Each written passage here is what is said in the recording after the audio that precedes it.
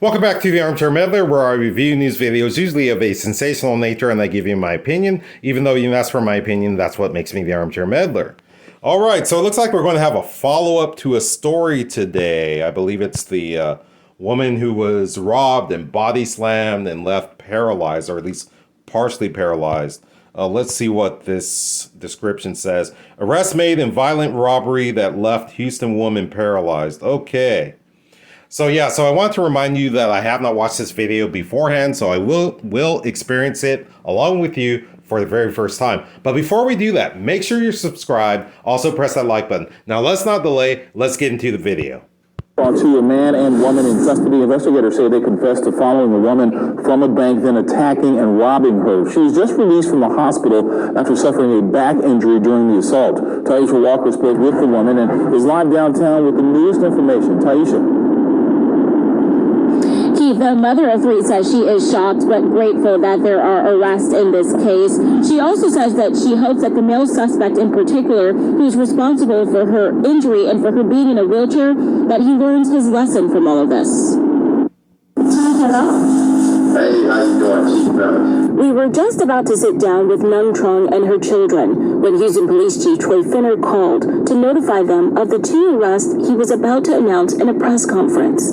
I really want to thank everybody, the entire team, for getting these two individuals in custody. Houston police say 17-year-old Joseph Harrell and 19-year-old Zainika Woods followed Trung 24 miles from a bank to a shopping center last month to rob her of the envelope of cash she withdrew. Investigators say Woods drove while Harrell approached Trung, body slammed her, and ran back to the car with the... Okay, so I just want to cover a couple of things. This lady, she's really nice, the victim. She says that she hopes that this individual learns his lesson from what he did. I'm doubtful that this person is. I mean, these people, I saw their mugshots, everything. I want to judge a book by its cover, but just by the actions of what these people did, this guy is just a stone hard thug. Okay, a stone cold thug. Maybe that's the proper title. But yeah, this person, the only thing that he's trying to learn is how not to get caught the next time. That's about it. And I also want to add that the female who was involved, who was driving the car, she needs to receive the same exact sentence as this individual who body slammed and paralyzed this woman. Okay, and they need to get double digits in the years because this was nearly a homicide. $4,200.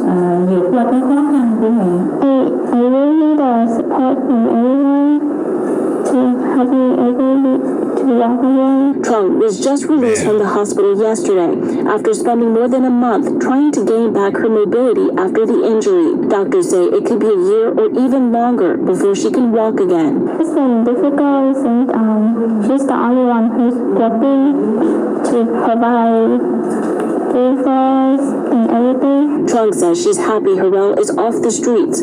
She's even more grateful for the outpouring of support she's receiving from the community. I'm glad we got this guy arrested, and we're standing with you through your recovery. Anything that you need from us, just let us know, okay?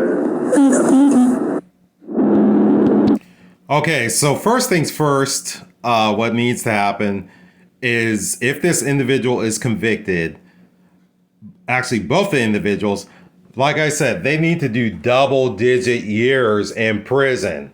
Okay, the minimum 15 years. Okay, don't want to hear any stories about having a horrible childhood in the courtroom and no father was present and they were poor. I don't want to hear all that crap. Okay, they need to do hard time. Trung is the only one in her family able to work because her husband died several years ago. With her lack of mobility, it's not possible for her right now to work, but she is going to need a lot of money for her lengthy recovery. If you would like to help and donate to her GoFundMe account, we will be sure to link it on the story on click2houston.com. For now, reporting live from downtown, Taisha Walker. Wow. So if these two thugs, if they had any type of heart in them, they should just feel awful right now. They should, because this woman, she can't even work. She doesn't have a husband. Her husband died, I believe it said, and she's the sole provider for the family. So, I mean, these two hoodlums, how does that make you feel? Knowing that you did this to this poor lady and it's affecting her whole family, her kids. Okay, not knowing where their next meal will come from. How do you feel about that?